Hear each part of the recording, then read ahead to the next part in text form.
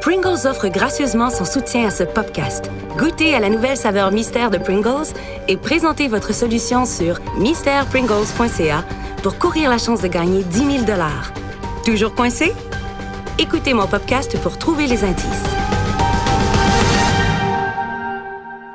Un jour, un homme célèbre a dit « C'est une devinette enrobée dans un mystère à l'intérieur d'une énigme. » Et même s'il ne parlait pas des Pringles, cet énoncé semble tout à fait à propos. Ici Agathe Prestet-Tempeste, journaliste d'enquête émérite, toujours sur la piste de la saveur mystère 2018 de Pringles. Selon moi, l'expression « mystère à l'intérieur d'une énigme » décrit exactement l'emballage de la saveur mystère de Pringles.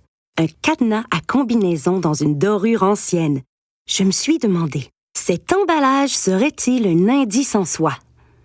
Cette question m'a dirigée vers l'experte en cryptologie, Dr. Elisabeth Davinci.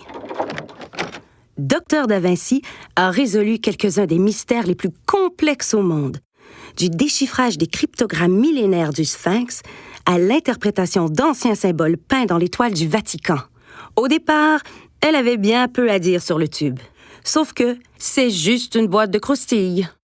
Mais après quelques questions, j'ai appris que l'illustration sur le contenant représente un cryptex, un cylindre ancien dans lequel étaient conservés des biens précieux. Dans ce cas-ci, des croustilles mystérieuses. Habituellement, m'a-t-elle dit, pour décoder un cryptex, on doit trouver le code secret. Maintenant, si vous ne savez pas comment déchiffrer un code secret, vous n'êtes pas les seuls. Moi, j'ai dû faire des recherches. Ces méthodes d'encodage sont très anciennes, un peu comme un mot de passe. Il y a plusieurs types de méthodes, mais la plus élémentaire est le code César. Il encode en déplaçant l'alphabet. Par exemple, si je vous donnais des lettres comme J, H, M, F, Q, T, Y, Y, J, X, vous auriez besoin du code César pour décrypter le message. En fait, c'est un code César qui a déverrouillé le tombeau de l'énorme chat qu'adorait Toutankhamon. Il était si gros qu'on le surnommait « tout un camion ». Désolée, c'est de l'humour cryptologique. Pour bien comprendre, il faut le décoder. Finalement, j'ai quitté le bureau de la Dr. Davinci plus perplexe qu'autre chose. Me manquait-il le code pour résoudre le cryptex sur l'emballage? Ou bien avait-elle raison de dire qu'il s'agissait simplement d'un tube de croustilles?